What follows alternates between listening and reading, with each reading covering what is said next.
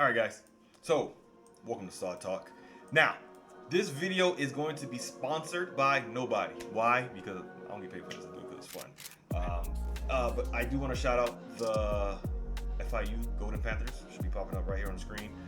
They do have their game coming up next weekend, Saturday on the 29th of August. If you get a chance, go ahead and check it out. Support my homeboy, Anthony Gator, former DB for the Tampa Bay Buccaneers, also played in the Canadian Football League as well. He'll be coaching out there for FIU. I'm gonna try to show up and see how he's doing. All right, we old heads now, right? We're close to the 40, so not no longer players. Sorry for no shirt. I was working out and it's getting late. Can't be out here too long doing it. So let's go ahead and get this started. This video will be about a comparison between two coaches. You looking at the title is going to say Mike McDaniels, right? My friend Nick, because I know you're watching it right now, basically vehemently dislikes Mike McDaniels. He thinks he should be fired. The football coach in me who looks at the schematics of football says why he is schematically as good as Andy Reid. Now, doesn't have the talent and definitely does not do in-game adjustments, and then obviously time management. But those are not just the only things that make up a good coach. We are going to be looking at the coaches from about 4 different areas: how they interact with the players, locker room, how they interact with the front office, your bosses, how can you maintain and collaborate, okay? How are your offensive and defensive coaching staff? How you build your staff and how do they perform? So offensive and defensive rankings. And do you win, brother? Do you win? John Ellis always said it. Baby, just win. All right. You don't know who John Ellis is? He's one of the player I played with at FIU. All right. So let's continue this. So we're gonna start with Mike McDaniels, and then we're gonna do a little bit of a comparison. Mike McDaniels is the current head coach for the Miami Dolphins, a position he's held since 2022. Anything before that, that's not on him. For instance, comments that were made from a player during joint practices when he actually went against the Dolphins in 2021 wasn't Mike's team. All right. He previously served as the San Francisco 49ers offensive coordinator in 2021. He has been an NFL coach since 2005. So here's the summary based on his coaching statistics. Head coach, obviously, he's 28 and 23. Obviously, last year kind of hurt him a little bit. He's over 500. So basically, if you round it up, is 55% of winning percentage, 54.9. Good, but not great. In my opinion, he should be in the 60s, right? So he's about 5% below where I want him to be at. He has not won in the playoffs. Should really have one victory against the Buffalo Bills, but he was playing with a quarterback and Thompson, who looks like a superstar in the preseason for the Steelers. But we got to see him in Miami, and in our offense, in our scheme, he did not look like he should be an NFL player. I apologize. No disrespect, but he didn't do well. I'm glad he got another chance. I'm glad he's doing well with the Steelers. But when he was in a Dolphins uniform, he didn't look good at all. Okay. All right, let's move on. So, as an offensive coordinator for the San Francisco, what's wrong with me? San Francisco 49ers. He was 10-7, 58.8% victory. Basically, if you round up, is 59, close to 60%.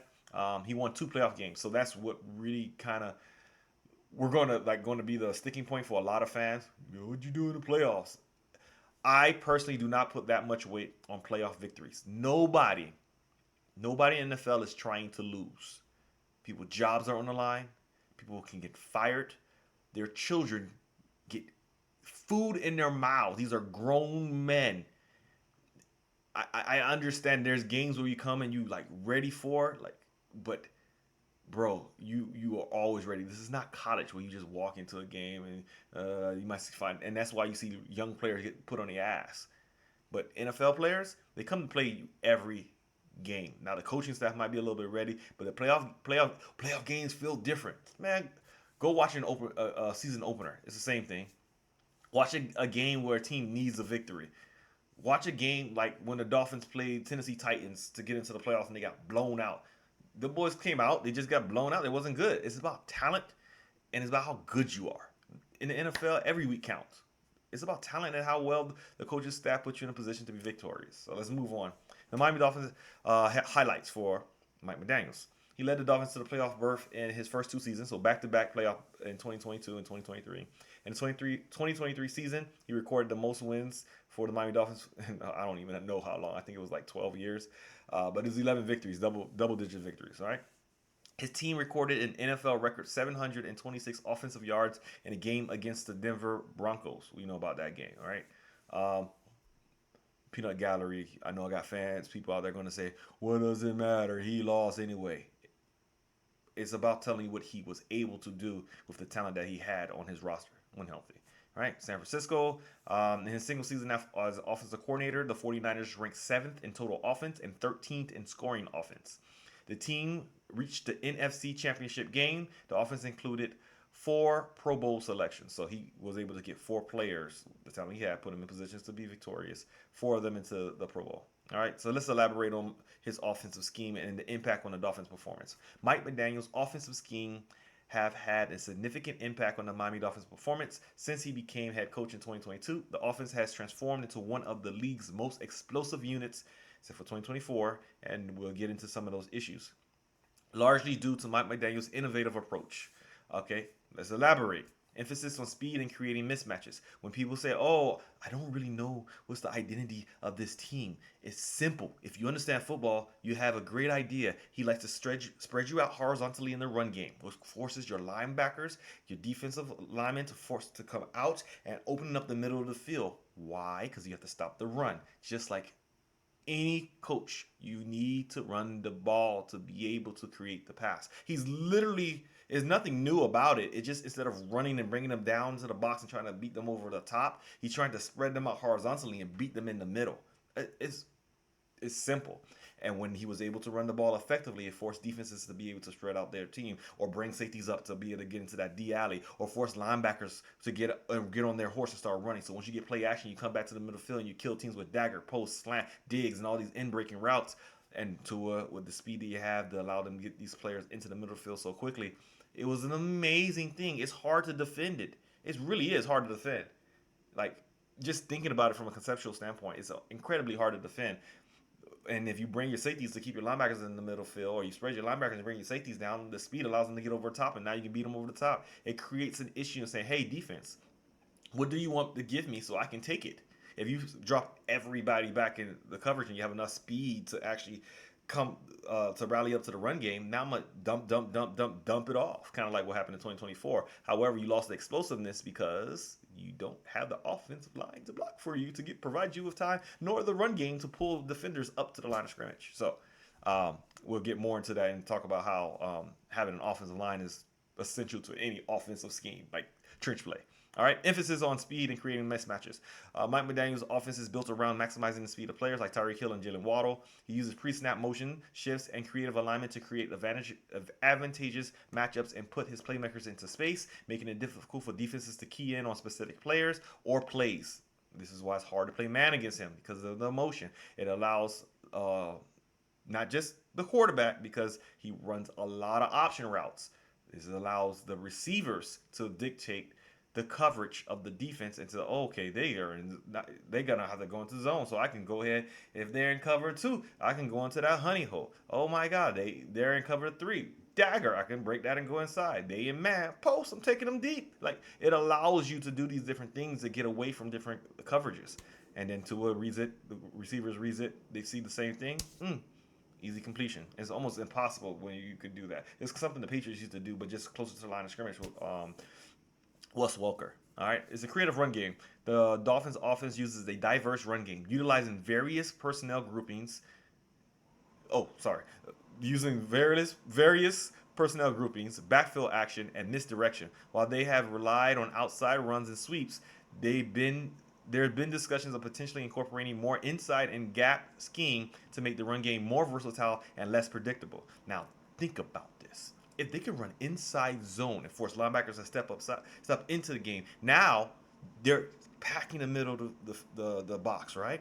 And you can now also get outside zone, and your linebackers are already stuck in behind the 8 ball and can't get out there. Now you put them in a bind. Now you got to bring your safeties up, or you got to open your linebackers back up. But if you're getting gutted between the B and the A gap, because you're getting gapped and that man scheme is working. Oh, I'm gonna go outside, but then you bring the safeties up to be able to also help with the runs, so you open up your DNs to get outside. Okay, you open up your DNs and you got your linebackers deep inside, which is still pretty bad. And you keep your safeties deep, opening up the middle of the field. Now you're reading the safeties. Safeties come up to try to take away the inside, the middle of the field. I can take it over top.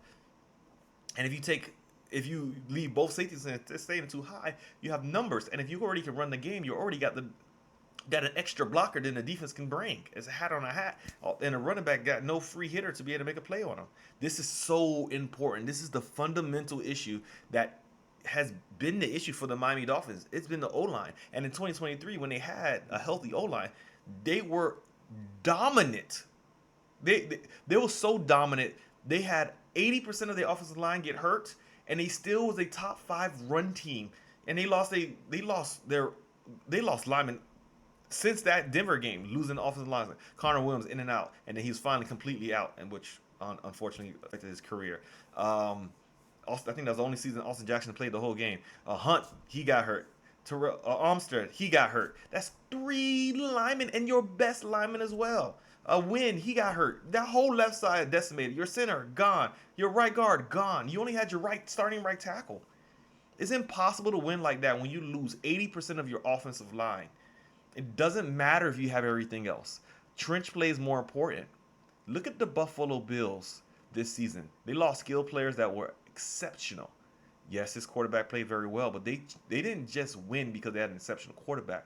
They won because they dominated the line of scrimmage. They was able to run the ball, forcing defenses to come up. Now you can become explosive, and you can use your quarterback to attack mismatches against receivers who are probably not that elite, but because there's advantageous situations. I can't say the word right now. I'm hype. I'm high energy. They are allowed to win matchups. It's like going one-on-ones. If you playing one-on-ones or 7-on-7s, it's amazing because you have less numbers to actually defend against the receiving threats that you have because so many of them are in the box. Whew. Okay, play action, passing, and RPOs, which has kind of decreased with the RPOs and the play action. Couldn't run the ball. McDaniel's utilizing, and you know what? I'm sorry. Omar said it perfectly. If there's no R in RPO, it's not a real RPO. You have no run game. All right? It's just a PO, pass option. Choose who you're going to pass through to. McDaniel utilizing play action, passing particular from shotgun formations, pistol to further deceive defenses and create opportunities for big plays.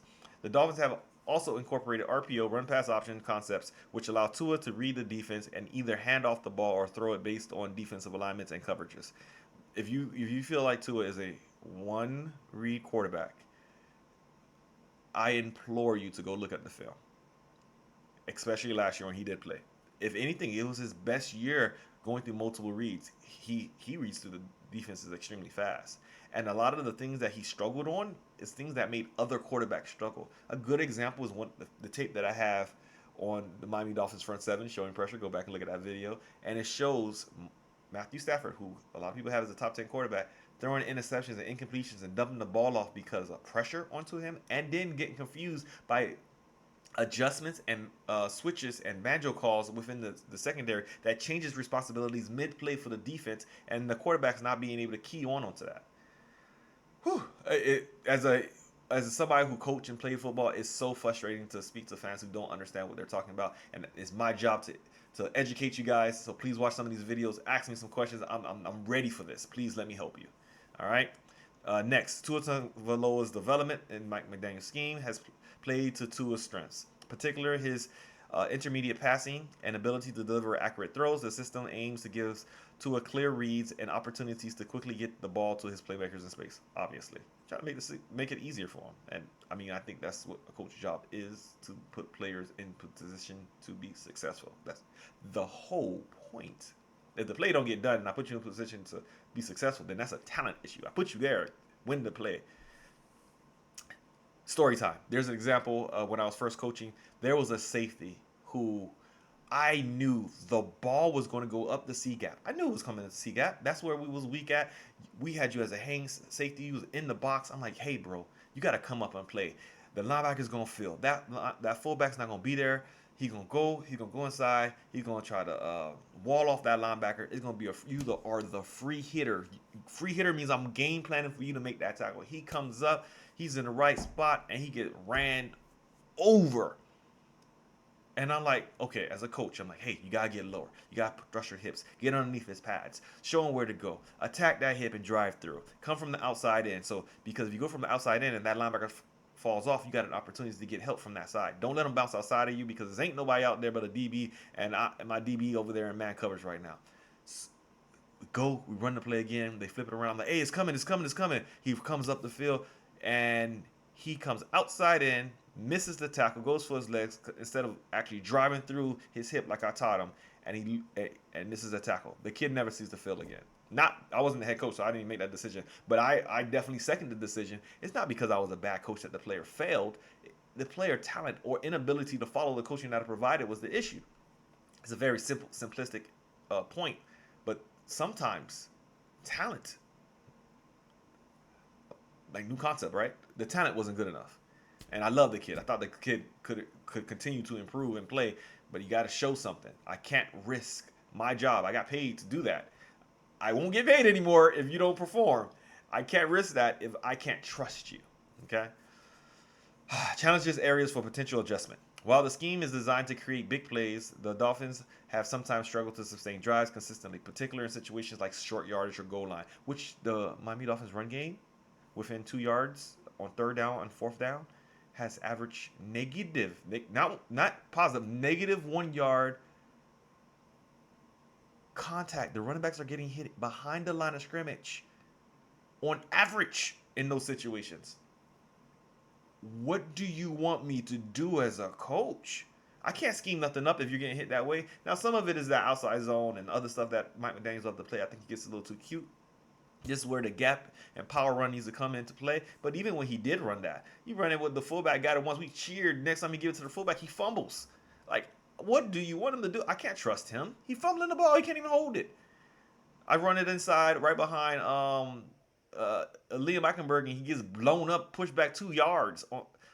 And then the running back still gets 1 yard, but you fall short of the line of scrimmage. Like, or when we go counter, and we pull Jonnu come to the backside, and he gets blown up, and they get tackled behind the line of scrimmage for a negative 1 yard, and y'all want to keep Jonnu Smith. I like Jonnu Smith. He came from FIU. But the man should not be the lead blocker in any situation in the NFL. That is not what he's good at. It's like asking Tua to throw 15-yard outs and the post corner late read throws. Like, it's just harder for that particular quarterback to do that particular play. And it was hard for Jonnu. That's not playing to their strength. You should not have them consistently doing things that they're not great at. Can it be done? Yeah, they can do it. He can come across. Shoot, I tackle with Mark Ingram, but I'm not asking to do that every single play. I covered Julio Jones and help break up a slant, but don't have me do that every single play. I mean, I do it if the team needs it, but don't put me in a bad situation, coach. Press man, by the way. Yes, sir. Held him the one catch, 9 yards. 2009. Go check the tape. It's on the tape. There's been a perceived reliance on top receiving threats, Tyreek Hill, Jalen Waddle, and need to involve other players more consistently, including tight ends. The tight ends just haven't been good. They did involve them. Because they took away those top receiving threats who were also dinged up most of the year. They do need somebody to win in zone, find soft spots in zone, and definitely in man. Because if they play man, Jaguars week 1, you play man against these receivers, and they put a safety over top, that means you're definitely in single coverage with that inside guy. You got to be able to win in one-on-one situations. Like, come on. All right? And that was a big weakness, especially early on. It started to get a little bit better towards the end of the season. Some observers believe the offense could benefit from a greater emphasis on a more physical run game to keep defenses honest. Absolutely. Yeah. And prevent them from consistently playing too high safety looks to neutralize the speed of Waddle and Hill. If your identity is speed to create explosive plays and attack the intermediate deep middle part of the field, and you can't run the ball, and you can't force teams to bring up, then where do you think the defense is going to pack all of the defenders at? The place you like to throw the ball. Like, if I have a dude, I'm in a fight, and he likes to throw quick jabs, right? That means, and he got me on the reach. I'm going to probably close the distance so he don't have that reach, and then the quick jab ain't gonna hurt no more. And now I'm inside the body, and he can't hit me with a quick jab anymore. He gonna have to use a little power shots or push me off. And I'm a much better grappler than him because that's what he likes to do. And I'm gonna slam him to the ground, put him in an arm bar, try to break his shoulder and his elbow. Like uh, that is quintessential. I'm gonna take away what he's good at. If I stay out there and just keep getting peppered in the nose, what kind of fool am I? Overall, Mike McDaniel's offensive scheme has a significant impact on the Miami Dolphins' performance, transforming them into a high-powered, explosive unit built on speed, misdirection, and maximizing the ability of their playmakers. That is what the Miami Dolphins are. If you don't know what their like the foundational point is, to invest into playmakers, to get the ball in their hands, to have speed, to create explosives. I mean, as simple as that. While there are areas for potential refinement, allowing your run game to set up that explosive passing game to force players out of areas, which Tua does with his eyes, which is amazing. But if you can do that with play action and run game, and then you can do it with Tua's eyes, it increases an almost impossible way to defend them. The scheme has proven highly effective in generating offense and putting the team in a position to win. This is obviously shown because in the first 2 years of Mike McDaniel's offense, he has ranked consistently offensively in the top 10. I want to say, because the first year I think is the top 10. The following year I think it was top 5. It was definitely top 5, like in 23, until everybody got hurt. All right, and the whole offensive line got hurt. It was horrible. Waddle got hurt. I mean, yeah, that's what happens when you lose 80% of your offensive line. You lose. I call them the three horsemen: Waddle, Hill, Tua. You lose one of those three, it's gonna be a problem. And if you lose your entire offensive line, like if you lose 2 offensive linemen, you should have enough depth to survive that. You lose 3, you're probably out of there. You lose 4, you shouldn't even score points. Like if it's a defense, I'm bringing all the simulated pressure on that weak side of the offensive line. Like they can't block. Once I get a one-on-one matchup, you're dead, and that's kind of what they did. All right. Now, obviously, the quick release helped a lot, but sooner or later, if I can get a lead and I force you to have to throw the ball, I just need to make sure I don't give them no big explosives that make you drive all the way down the field. Hopefully, you make a mistake. Maybe the running back fumble. Maybe the quarterback misses a read and it's a tip ball. Maybe I get a defender in the right spot. Maybe the receiver drops the ball, I get a pick. I just need something. Give me something so I can get a lead. Oh, now I got you, because you got to get some of them longer developing passes. You can't just pepper me down the field a little short. And now I got you. Look at the Colts. That's what they built their team on, to be able to create outside pressure and collapse that pocket. Like, oh my gosh. Woo. All right. Now, rotate. We're going to look at Mike Vrabel. So, Mike Vrabel, what do we have here? So, Mike Vrabel began his NFL coaching career with the Tennessee Titans from 2018 to 2023, compiling a regular season record of 54 and 45. He has a winning percentage, which is basically 55%, which is a little bit less, and then Mike McDaniel's is 50.545, round up to 55, right? And a postseason record of 2 and 3, which we need to talk about that. Yes, he has 2 wins in the postseason, but yeah, he had those 3 losses. You're gonna understand why, okay? And 2 of the losses are like not good at all, and really gonna shine some light on some stuff. In total, Vrabel's career head coaching record across both the Tennessee Titans and the New England Patriots, which he hasn't coached a game yet, is 54 and 45 in the regular season and 23 in the playoffs. He was named NFL Coach of the Year in 2021, so halfway through, which is that 2021 season. Okay, so let's look at his record. Did I talk about the Dolphins' record? So I'll compare it as I say it. So in 2018, he was 9-7. Mike McDaniel wasn't head coach yet. Tennessee Titans, they were 9-7 again, but they made it to the playoffs. And so when they made it to the playoffs, they got into the wild card, won 2 games. So in the playoffs, oh my God, this team is up and coming. They did a great job. And they were. They won 2 games and they finally lost. This is what you want to happen. Just let me get into the dance, and then I can get a little hot, which is basically kind of like what happened. They won 2 games. One of them was like just an inferior team, and then another one was like, oh my God, they actually did it. And then they lost. All right, which against that team they probably should have lost. All right, look it up. I'm not going. In 2020, Tennessee Titans went 11-5. Now, this is where the Miami Dolphins basically imploded their team. Tannehill took over halfway through Tennessee Titans, and it sparked the Tennessee Titans to basically improve their win total by 2 games. They had a more accurate passer, someone who saw the field a little bit better. Still a statue in the pocket, but they had a dominant run game. Obviously, they was able to live off that play action, and they had a Hall of Famer. And then they had one of the best offensive lines in football during this time. Went to the playoffs, lost in the first. You had the double wins, bam, get popped in the head and got beat in the first round. As soon as you get out there. All right, so 2021, this is when Mike McDaniels was there as well. So we're going to compare it a little bit as well. They went 12-5. Understand at this same time, well, he came in towards 2022, so let me digress. So he came in after 2021. 25 because this is the year when they knocked the Dolphins in the head, and that was the last year for Flores, and this was a situation that didn't allow us to make the playoffs because then we went and beat the Patriots, but it didn't matter, right? In 2021. Went to the playoffs. I think they had the first round bye, and got popped in the head again. All right.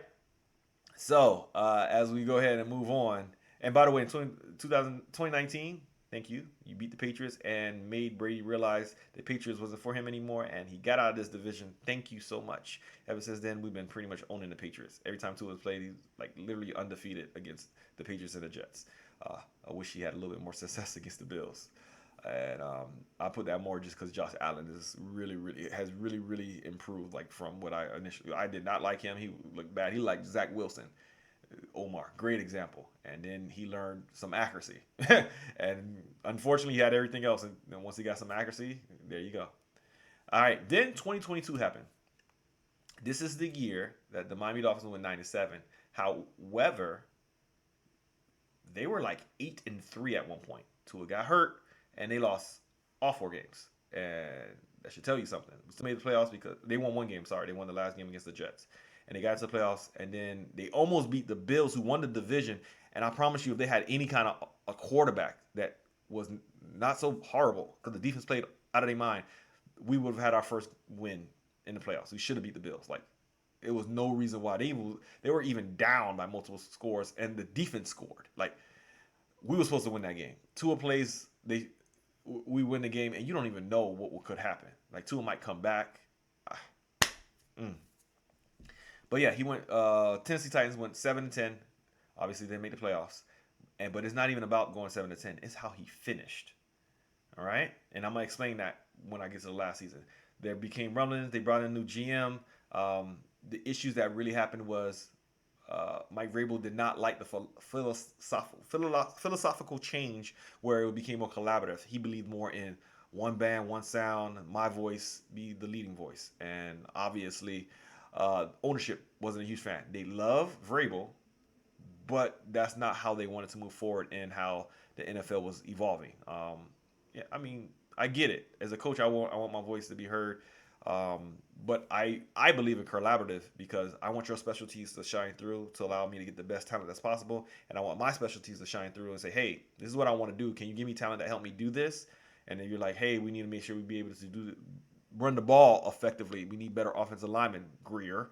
And you bring in players that can actually do the job. And then my job is to coach them up and try to improve them to do the job that I'm asking them to do. Or I change the schemes to fit their strengths. Kind of like what Mike McDaniels did for Tua Tagovailoa. Like, he literally changed everything because we know he was struggling before. Whereas Vrabel didn't really change anything. Like, he kind of just came in, saw the talent was there, and just continued what they were doing.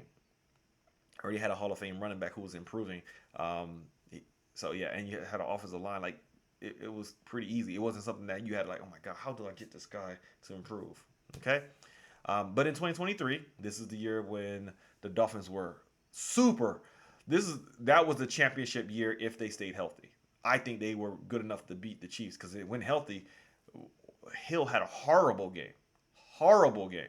We had receivers running the wrong route against the Chiefs, and we only lost by a touchdown. Matter of fact, we probably win that game if the final snap of the game is not outside and Tua fumbles it, he drops it. I still put it on Tua because he probably supposed to pull it in, but it's not just on him. You have a backup center in because the starting center is hurt.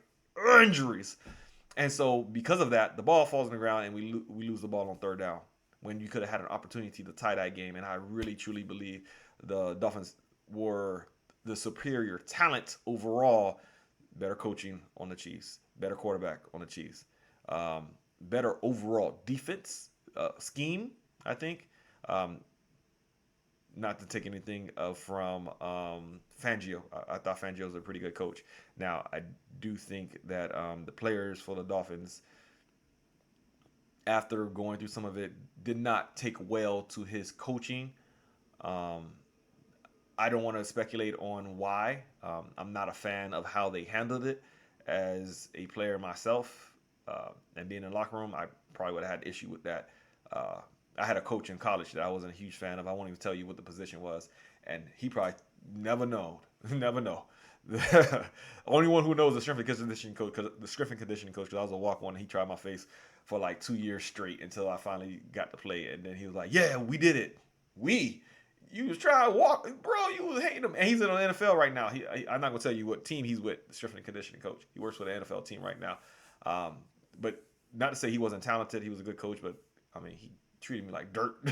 Treated me badly. And it is what it is. It worked out for me. It made me hot and made me fight harder to prove him wrong, which I did. 2023, they went 6-11. And why is this important? Because between 2022 and 2023, at the end of 2022, in the last 17 games, that means from the very last game from the Tennessee Titans, he went 3-14. There was already rumblings because he was having issues with what ownership wanted to do, and then he goes out there and have another losing season. Now, I would say 2023 was riddled with injuries, lost your quarterback. 2022 as well, but mainly because they lost a Hall of Fame running back. But you shouldn't collapse like that, right? Because if Tua gets hurt, you shouldn't collapse like that, right? It doesn't make any sense. You lose your players. When you lose talent, it's hard to win. Nobody likes losing. Nobody. It's sickening. It makes your stomach hurt. As players, fans, you don't like it. Players get sick from it. If the player does not get sick from it, he don't care about winning enough. All right? I literally get sick to the stomach, like you want to throw up kind of stuff. So he went 16-11, and they released him, fired him at the end of the season, partially because conflicts with ownership. Some of the players, the younger players that he brought in, didn't truly develop. Obviously, AJ Brown was traded. I thought it was an issue in the locker room. It wasn't. It was just a few players that the malcontents, David Long, Fulton, I believe as well, because they kept getting hurt, and he kind of called them out in the media.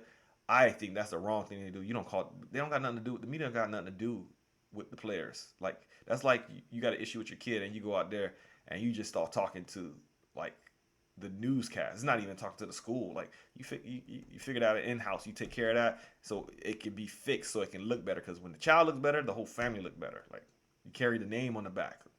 It's, in football, it's just the name on the front. All right. So let's go through some of the analysis and the context. Vrabel coached the Tennessee Titans for 6 seasons, leading them to 2 AFC South titles. Again, who was in that division to truly challenge them? The Houston Texans with Watson. That's it. And that was like early on before he had his old situation. All right, and 3 playoff appearances. One less than Mike McDaniel's, even though Mike McDaniel's has coached only 3 seasons, so in half the time. So if he gets to the playoffs this year, which I think they can be, he would have done it in 2 less seasons. Okay. In 2019, the Titans made a run to the AFC Championship game after upsetting the Patriots and Baltimore Ravens in the playoffs. Yes. All right. Now, and obviously, then he ran into them boys. All right. The 2021 season was his most successful as the Tennessee Titans secured the top seed in the AFC with a 12-5 record, earning Vrabel Coach of the Year, and promptly lost in the first round. Well, not first round because he got a bye, but the first game he played. Vrabel no, that wasn't the game. Yeah, was that the game? Yeah, Tannehill threw that game, 3 interceptions, and the go-ahead interception. So, yeah, quarterback play. All right, Vrabel was let go by the Tennessee Titans after the 2023 season, following 2 consecutive seasons missing the playoffs, going 7-10 and 16-11, and in his final 17 games, which is the last game of 2022, and going to the what was it? 3-14 was the record, but I don't know how they have it like that. So he was 3-14 in the final 17 games. I got to double check that because that's what stat they have up here. So this kind of doesn't make sense if he won 6 games in 2023. Still not good. Lost. If Mike McDaniel's went 7-10 or 16-11 last year, maybe he stays, but he probably gets fired. Like if he does it now, have another year, he'd be just like Vrabel and get fired. Like, it doesn't make sense. It doesn't matter if you get hurt or whatever. You're just out of there. After spending 2024 season as a coaching and personnel consultant for the Cleveland Browns, Vrabel was hired as the head coach for this current upcoming season. All right, and he's out here fighting, breaking up fights. Sorry, he's not fighting. All right, you're old, dude. Don't do that. You might be big and strong, but they're younger, and you're gonna take a little longer to heal. Okay, let's elaborate on his philosophy, because some of the things it wasn't really schematic. It was more so the mindset that he instilled into his players to change how the team went about their business. He shaped by his time as a player and a coach under the accomplishment leader like Bill Belichick emphasized accountability, discipline, effort, and team first mentality. Vrabel believes in developing players not just for the team success, but also for the individual career and financial security. I would argue that it was team success, team first. I mean, I agree as a coach. So I would actually argue that Mike McDaniels care more about his players to be individually successful and advocate for them to be financially secure. Not saying that Vrabel doesn't. I'm just saying what's the pecking order was more important for each one was the percentage of time that you spend. You spend more time. I would say Mike McDaniels spend more time on that. And I would as a player, I would want that. But as a fan, I think I want team first, right? Obviously. So accountability, honesty, Vrabel, which is a little too much sometimes. Vrabel doesn't shy away from the challenging players, even using teach tape highlights mistakes of top players to promote improvement. This approach, while potentially initially surprising to some players, is seen by many as authentic and effective in driving performance, except for Ramsey or Howard. They didn't like getting called out because it is what it is. We all make mistakes. I had the best game of my career in one of these games, and I still got called out because I missed a tackle. Man, I missed a tackle, dude. Like, I'm over here forcing turnovers. You talk about a tackle, one tackle? It's 10 more of y'all. Help me out. Help me. But I get it. I got to be better. If I can make every play, make every play. All right. Effort and finish. Vrabel views effort and finish as a contract between teammates and non-negotiable aspects of his program. He expects players to give maximum effort on every snap and emphasize the importance of finishing plays strong, which I utterly and completely agree. I was built on that. Cristobal literally had us run like 10 yards through the finish line every time. It's like we're running extra, which is how you should play. You run through the man, and if you never practice running through, you won't know how to do it. Detail and preparation sounds like Cristobal. To the point where I think it was detrimental to the personal aspects of his life. As a player, I don't know, but I'm just saying from what I saw on the player and seeing how people interacted with the man. Love the guy, good coach. Sometimes I feel like other things was sacrificed. Vrabel believed that success in football, while seamlessly simple in its core principles, is built on meticulous attention to detail, yes, and through preparation. He focused on teaching fundamentals and technique, believing that relying solely on talent is a path to inconsistency, which I believe, especially if you plan against other people who are talented as well. You will only be able to just dominate in non-talented players, which may possibly be an issue with Mike McDaniels. I haven't heard about that, and if we look at the film, the players, all you can do is go off of the players. You do see inconsistent technique sometimes, and that's a problem. Now, as a player, I know that the head coach coaches the coaches. Your position coaches are the ones that coaches the players. So is there a disconnect there, or the position coach is not good enough? We know Wes Walker was replaced. Like, that's not going to come out until, that's in-house. You're not going to know that until later. All right? And then obviously a team-first mentality. Player development. Barry believes in teaching development. We already said that. Team first. Oh, no, sorry. I'm wrong. Player development and connection. Vera believes in teaching, developing, and inspiring his players by fostering a strong connection. He encourages coaches to understand what motivates individual players, allowing them to push them effectively, which I believe is what you should do. I don't know how effective it was, but I agree with the fundamental concept. Team first mentality. Vera will aim to install a culture where the team goals supersede individual aspirations. He believes in creating an environment where players take ownership. Ownership. So players should have the locker room, right? Team identity, and fight for each other as they would for a home and family member. Mind-boggling. The coach does not create the locker room like the players do. The coach sets the standard, say this is where I want you to get. Can you get there? and the players rise to the occasion. Same thing that Mike McDaniels did. All right. Now, one thing that's definitely different here is we know that Mike McDaniels installed an entire new system to make the Dolphins offensively successful. Okay, so we have that. Culture building. So this is the impact of team performance. Favorable insistence on effort, finish, detail, and avoiding detrimental mistakes. Don't do dumb stuff. Become defining characteristics of the Titans culture during his tenure. I think that's any coach. All right. Strategic approach. Vrabel's offense, particularly in the early part of the Titans' coaching career, were known for a run-heavy approach. You got a Hall of Famer, a running back, future Hall of Famer, right? Featuring a powerful running game behind Derrick Henry and ranking high in early downs. And you had a great offensive line. Why don't you use it? Of course, that's what you do as a coach. You use the players that you have. This talent. Uh, and total rushing yards. Success and recognition under Vrabel, the Titans enjoyed a period of success, including back-to-back AFC South titles and a trip to the AFC Championship game in the 2019 season. He was recognized as the NFL Coach of the Year in 2021 after leading the Titans to the number one seed. Performance and fluctuation. While the Titans achieved significant milestones under Vrabel, their performance also saw fluctuations. They saw strong in some seasons. They finished strong in some seasons, such as the 2019 AFC Championship run, but experienced difficulties, including losing streaks and struggling offensively in later seasons. Offensive efficiency under Vrabel saw mixed results. So this tells you right there, it is what it is, with finishes ranging from 3rd to 30th in the league over his 6 seasons. Now, injuries did hurt him. However, if you want to see more consistency from an offensive standpoint, Mike McDaniels is the place to go. Top 10 finishes in back-to-back seasons. You lose your quarterback for about half the season, 6 games, 6.5, because obviously got knocked out, and then playing with a bad offensive line. All right. Now you might, he wasn't sacked a lot. That's not the only thing. Run block win rate, pass block win rate.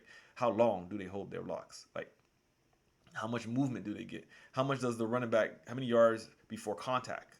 Like, those things are important.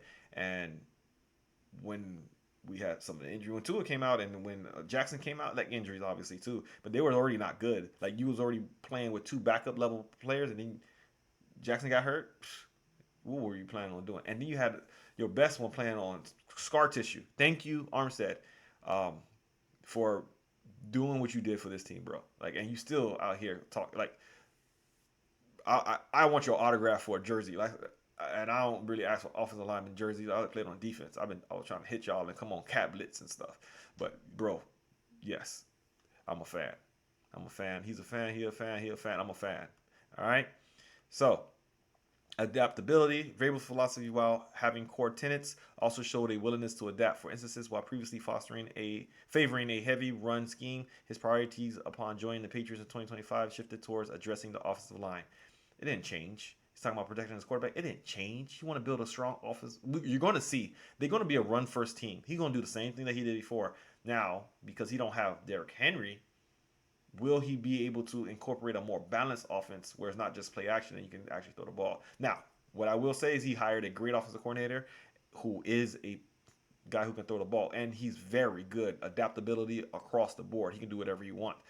Can he figure out how to use Drake May correctly, even with his inconsistencies as a passer, who I think has all the talent in the world, but he still plays young and makes mistakes that will cost you games. The biggest ability for a quarterback is consistency. Can you be consistently making the right decision? This is one of the reasons I knew Tua would be a good quarterback, because he consistently makes the right read.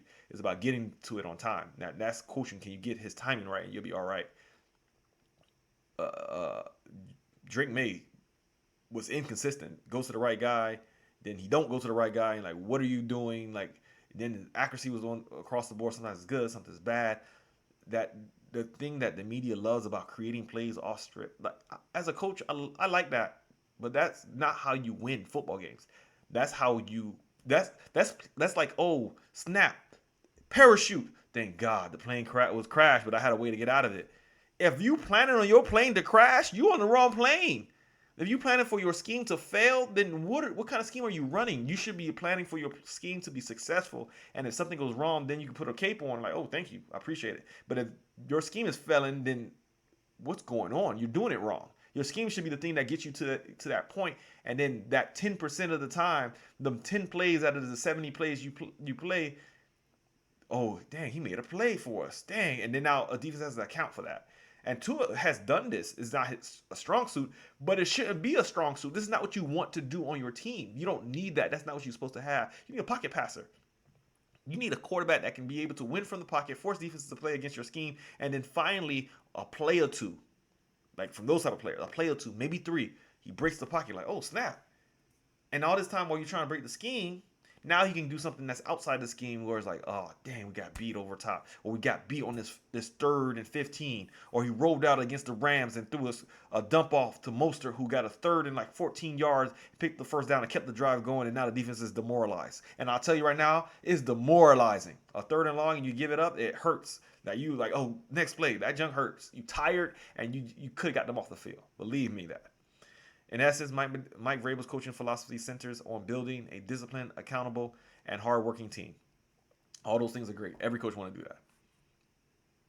What did he do? What did he bring to that team other than accountability and like stuff, professionalism and working hard? Effort. Which I agree with all that. Like that should be core tenets of what you do as a player. But what made them better? Like, what did he do to improve them? Because before he came, they were still around a 500 team, winning 8-9 games, 7-8-9 games before he came. Now, the same can be said about the Dolphins, but when he came and took over, they would have won more than 9 games his first season. He lost his quarterback to 5 and 4 games. They would, and concussions. Then the other season, they would have won more games than.